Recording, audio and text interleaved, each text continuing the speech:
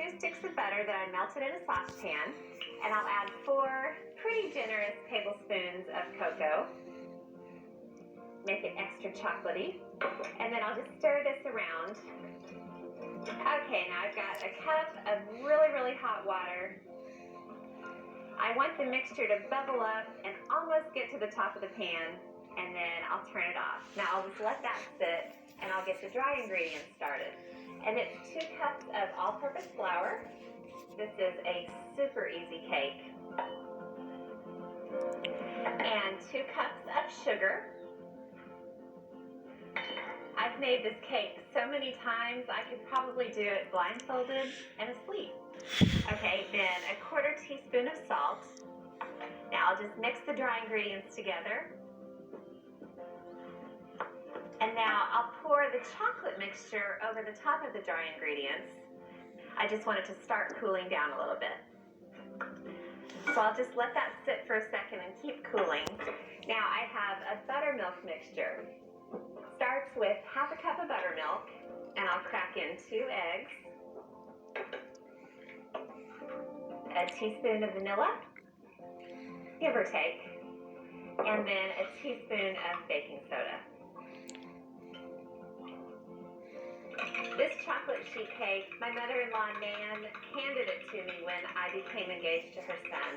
She said, "You're going to need this through the years," and she was so right. Okay, now while I stir the chocolate flour mixture, I'll just pour in the buttermilk mixture kind of slowly. I always cool the chocolate mixture before I pour in the buttermilk mixture because of the eggs. I don't want it to be so hot that it causes the eggs to cook. And then it's just about stirring it around.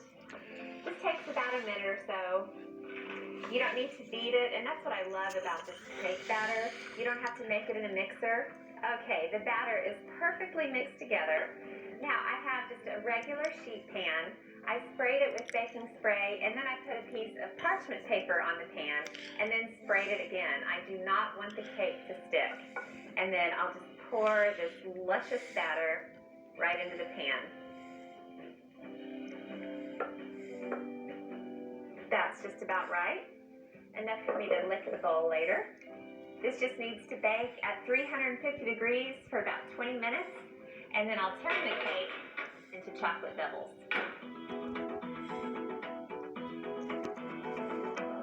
Now, chocolate devils do have several steps, but they're totally worth it. After the cake baked, I took it out of the oven and let it cool completely. Then I stuck it into the fridge to cool because that makes cutting it a lot easier. I turned it out of the pan, and then I cut little circles. Now the circles are going to be the layers of the sandwiches. Then I made a delectable creamy filling to go in the middle of the cake layers. I just combined a cup of milk with 5 tablespoons of flour. Then I whisked it all together over medium heat until it got to be really thick. Then I put the saucepan in the fridge until it was nice and chilled. Then I stirred in a teaspoon of vanilla. Then into a mixer, I combined a cup of butter with a cup of sugar and beat it until it was light and fluffy. Then I took the flour and milk mixture, put it into the mixer with the butter and sugar, and beat the living daylights out of it till it's nice and creamy and perfect. The combination of that chocolate cake with that creamy white filling, it is to die for. But just wait until you see how I finish them off. Up next, I'm sandwiching the devils with creamy filling, and the icing on the cake is fabulous ganache. Chocolate lovers everywhere, you're going to go crazy for these. For sight, I'm just getting back into Pawhuska, and I've got some chocolate devils to deliver to some chocoholics in my life. Now before I get there, let me walk you through the finishing touches I put on the devils.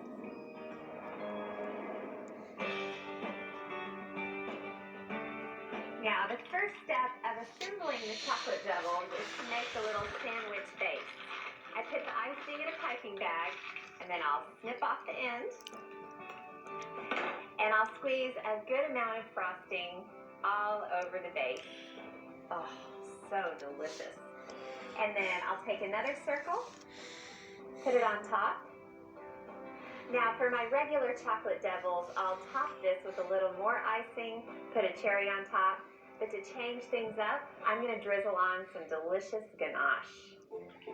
It's so easy to make. I just heated 3 cups of heavy cream until it was really hot. Then I mixed in 2 teaspoons of vanilla and poured it over 24 ounces of semi-sweet chocolate that I'd broken into pieces. Then I just stirred it all together until it was completely melted and smooth. All right, now I'll just spoon the ganache right over the top.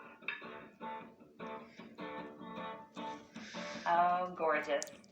I don't want to totally coat the whole thing. I still want that creamy, delicious icing to show. Oh boy, does this look good. And then just for fun, I'll top with 3 cherries. That is one gorgeous dessert. So I'm going to start building the rest of these.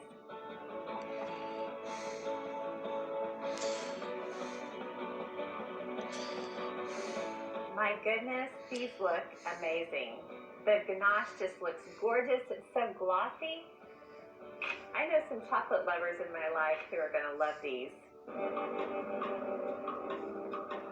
Hi, Ree. Hey, Papa, how are you? Good. Good. I have a treat for you.